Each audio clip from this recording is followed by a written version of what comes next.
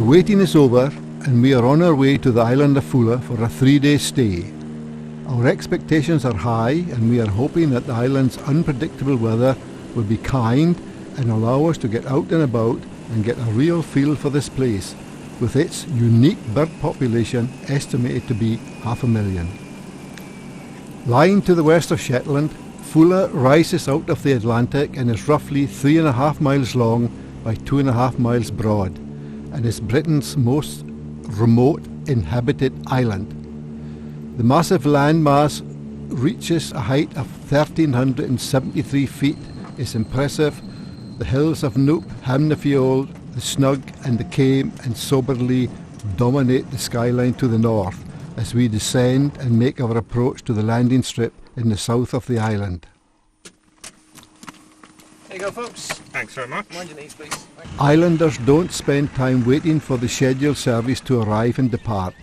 Island life is such that you wait until you hear the noise of the aircraft flying overhead before making the short trip to the airstrip.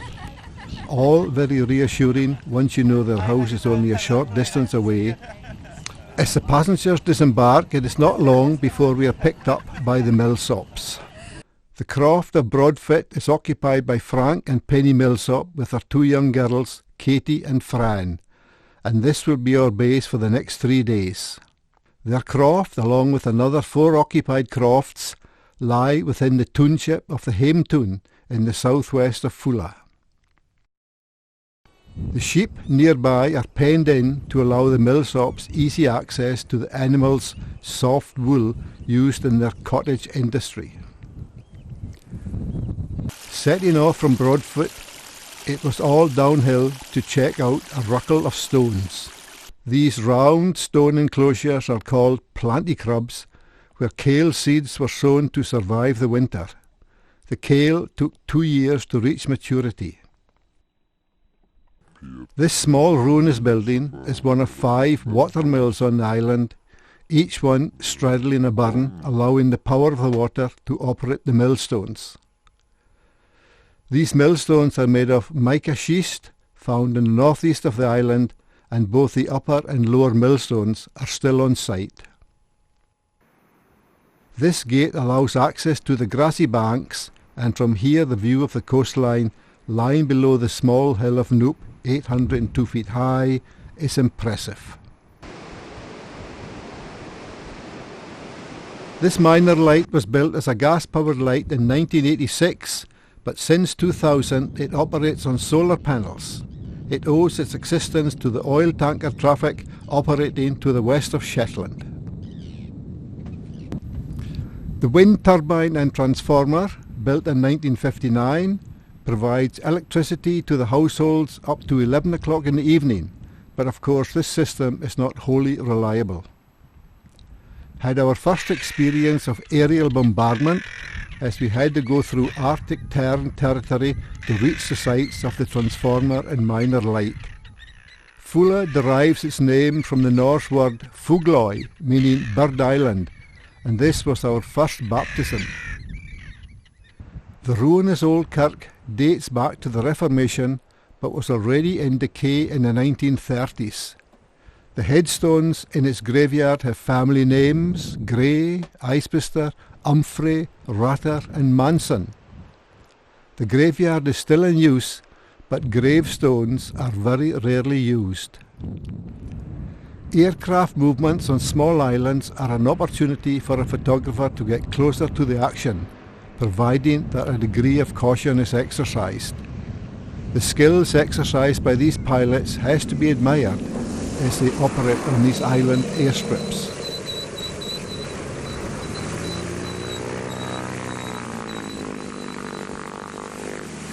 It was in the early 1970s that the airstrip was worked on by the islanders, who provided half the cost, with the remainder coming from the Highlands and Islands Development Board.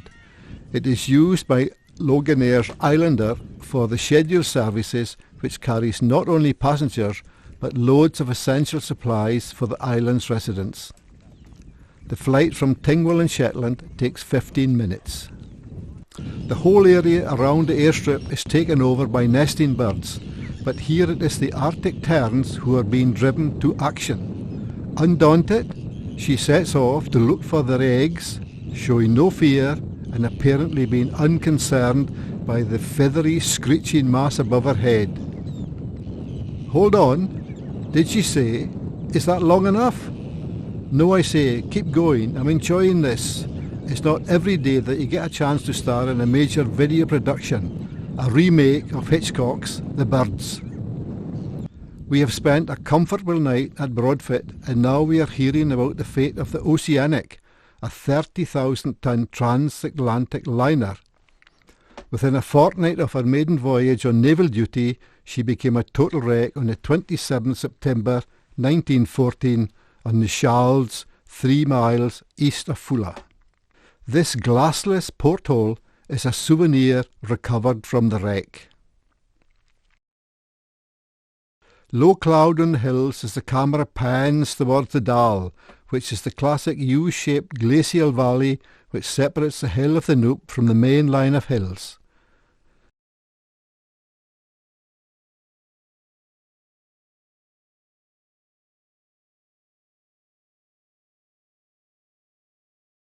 Frank and I are heading for the Smalley. The Sneck of the Smalley is a cleft in the rock, a chasm of perpendicular walls over 100 feet deep.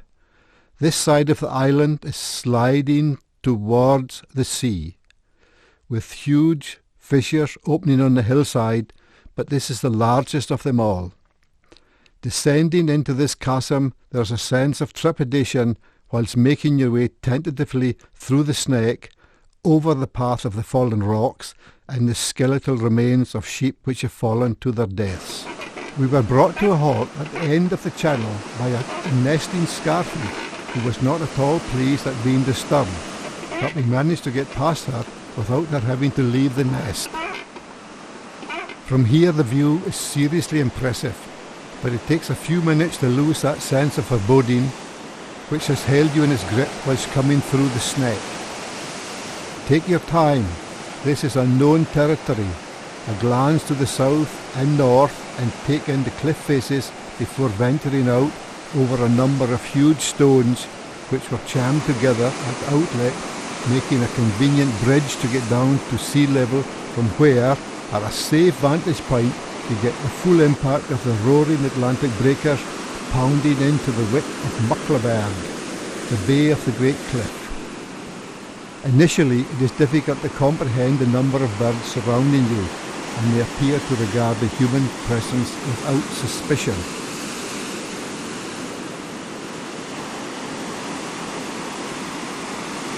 The cliff face of the Noop acts as a backdrop to the huge rocks which have fallen over the edges, and on which large numbers of seabirds now sit resting. Shags galore, the sleek, greeny black birds who gather piles of driftwood and seaweed for the construction of their nests. Then there are a multitude of puffins, black guillemot, razorbill on the heaped rocks, whilst above the fulmars and kittiwake wheel around endlessly. Tucked away in the rock crevices are the shag nests which hold their prehistoric looking young.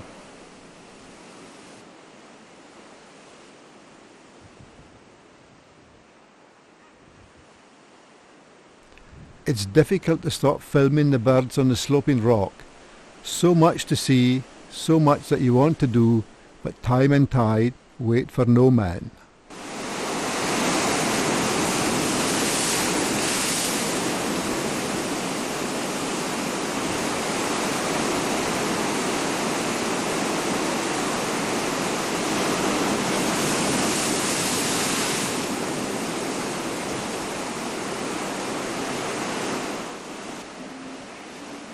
Our time here is over, and soon Frank is looking back up the cliff, and shortly thereafter he is climbing through the Sneck's chimney-like exit and out into the valley.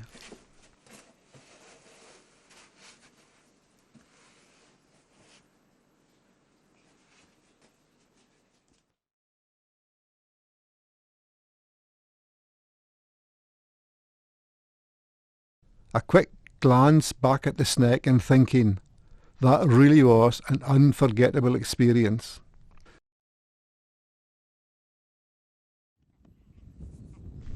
We are making our way back down the Dal on the lower slopes of the Noop. Frank is leading with the intention of disturbing the bonxies, and he does this successfully, laying on a nice aerial display, but a stick to hold above his head would have provided some means of protection, just in case. Most of the low-lying ground is the territory of the great skua and the Arctic skua, the bonxie and the scooty allen. The bonxie is a cannibal and is regarded as the number one enemy, whilst the scooty allen is cunning and attacks savagely and tirelessly from behind if the nest is threatened. Scooty allens are smaller but fiercer than the bonxie and are the only birds that the bonxie appears to fear. However, due to a policy of conservation, Foula now has the largest colony of breeding bonxies in the northern hemisphere, and as a result the number of scooty allens has dropped considerably.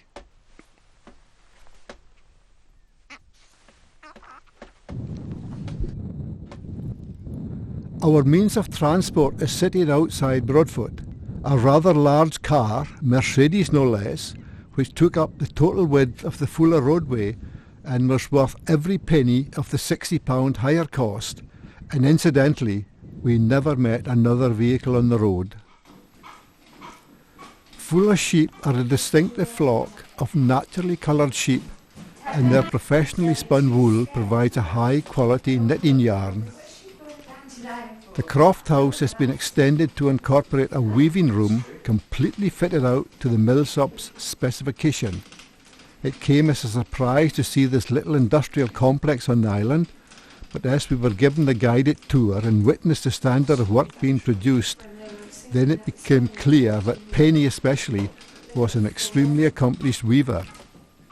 Note the patience and skill as she spins the soft Shetland wool.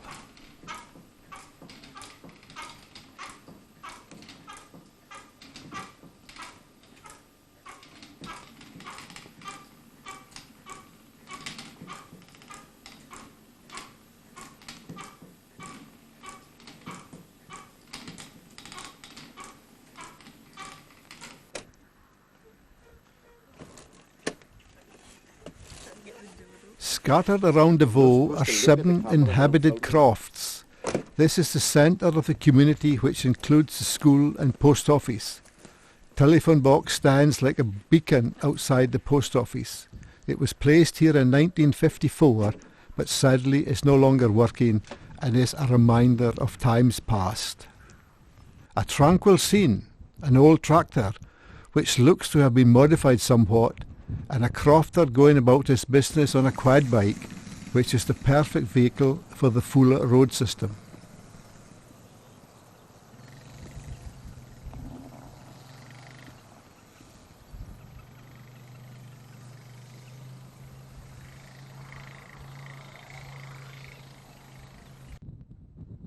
This is the view of the school and community hall, the red building built in 1992. And houses at the head of Ham Voe. I was told that scrap vehicles and machinery very quickly found a perfect resting place at the bottom of a cliff. Apparently this amount of rusty metal is an unusual sight on the island. Back at the pier in time to see the mailboat leaving for Walls. A submerged rock at the end of the pier is an inconvenience when manoeuvring in and out of the Voe. Yes, it was deliberately designed like this. The tiny mailboat makes a crossing once a week in the summer, and in the long winter months the service is intermittent, wholly dependent on the weather conditions. It is a common occurrence for the crew to be stormbound on the Shetland mainland and having to wait for a weather break before returning to Foula, but this is mostly in the winter months.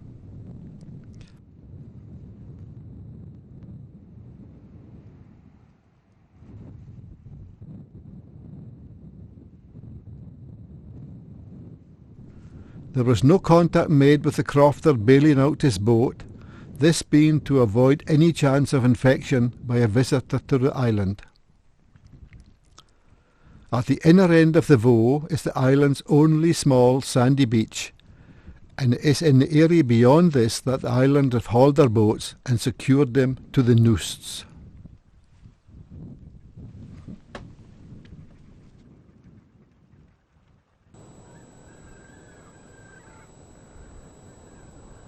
The warning sign is here to alert the bonxies to keep off the runway when a flight is incoming. At the top of the airstrip road there is the Baxter Chapel, and it is in use when a missionary can be found. The little building houses the facilities, and the fire engine provides part-time employment for 2 employees.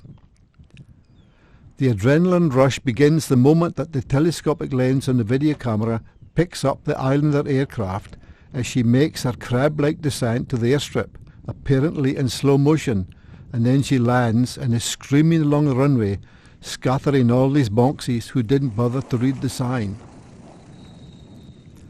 This is one island where you can book a return fare in the knowledge that you may experience an extended stay on island. Air travel doesn't quite fit in with the sedate pace of island life in Foula.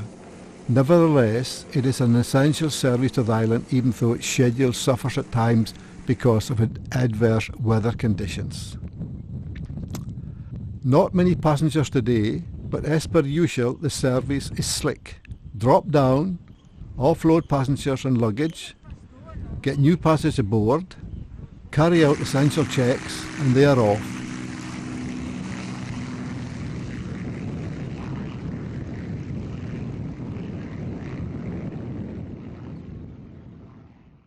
The Shetland sheep believe that they have exclusive territorial grazing rights and cannot understand why they are being harried by these aerial demons.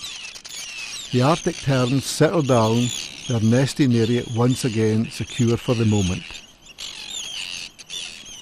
The endless to-ing and fro-ing of these birds is a spectacle that holds the viewer's attention, and it's as if they know that they are totally safe from all aerial predators. The Mill Loch lies in a valley under the steep slope of Hamna Field. When the skuas are sitting on or protecting their nests, the unemployed skuas gather at the loch in great numbers every day and apparently have earned themselves the title the Bachelors' Club. Members are the non-breeding skuas and those birds not on nesting duty who gather all through the summer to bathe and preen in the fresh water.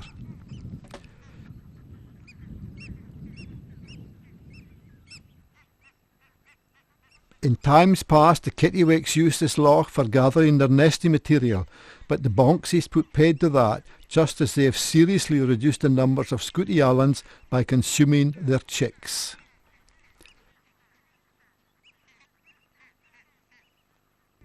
Most of the island is peat moorland and bog. These beautiful peat banks are crescent-shaped, an intriguingly unusual shape caused by the peat cutter when he is cutting a long bank. As the peat cutter moves slowly forward, he is unaware that the downward thrust of his tusker is at a slightly different angle each time, which produces this gradual curve in the peat bank in true Foula style.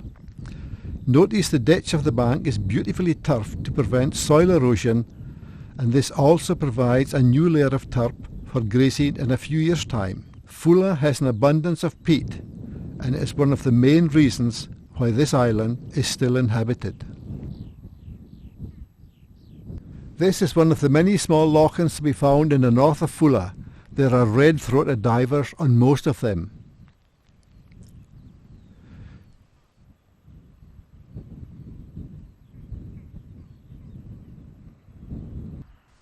The birds always nest close to the water's edge, since they are very awkward on land and can do little more than shuffle.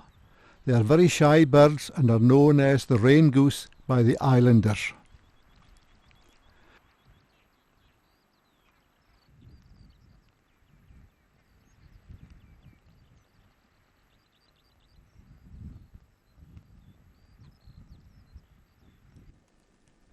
This area also gave us our first sighting of this little flower called chickweed wintergreen. Since it was quite breezy, I had to hold it in order to keep it still whilst filming.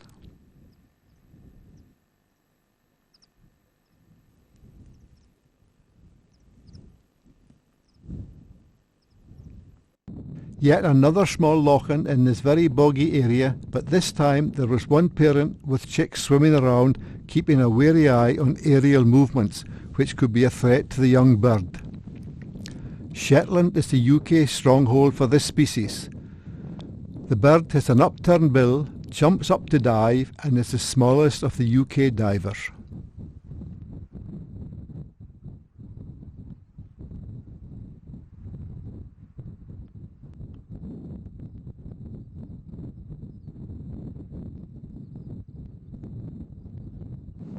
We are on the lower slopes of Soberley and beginning our ascent, when as usual we are under attack by the bonxies. It is an anxious time, as we are not wearing protective headgear. Looking on the bright side, we have not yet been threatened by the Scooty Islands. The hills provide a very large area of rough grazing for the island sheep.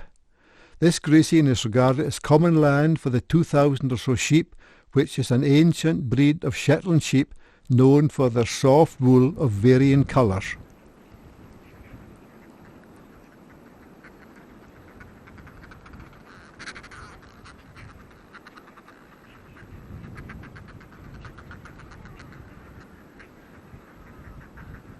The Shetland sheep, because its wool is so fine, will lose its fleece by itself because the fleece is no longer attached to the skin. An aerial aspect of the north end. On the horizon the west coast of Shetland is visible. This is the northeastern tip where the low-lying land is boggy and barren and has been long abandoned by its crofting community. This is an image of desolation, a green patch of land no longer viable, an endless sea with bonxies patrolling the sky looking for a meal.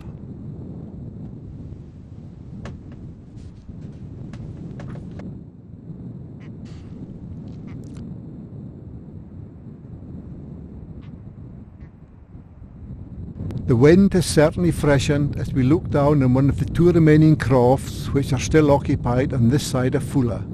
The landscape is rocky, with the croft house built into the lee of the hill. The sheep gaze contentedly around the remains of a stone planticrew.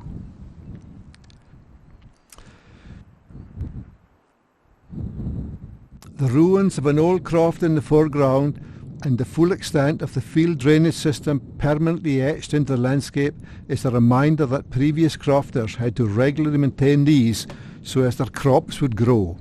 It's reminiscent of the old system of runrig.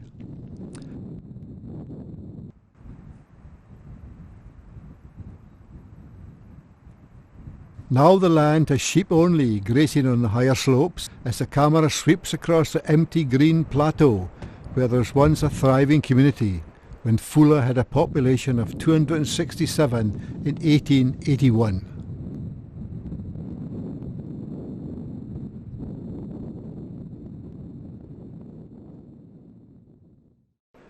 As we pause to reflect on our day before heading back to base, we notice a puffin pop out of his burrow and wondering why he is, all of a sudden, the centre of attention. Kittiwakes have made their home in the large cave which is set into the side of the cliff.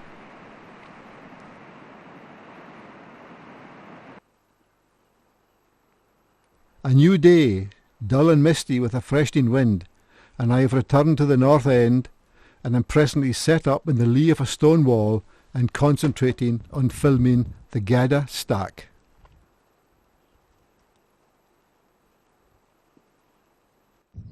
Have moved location to another vantage point and filming from inside the car before taking off on foot to get closer to the sea stacks.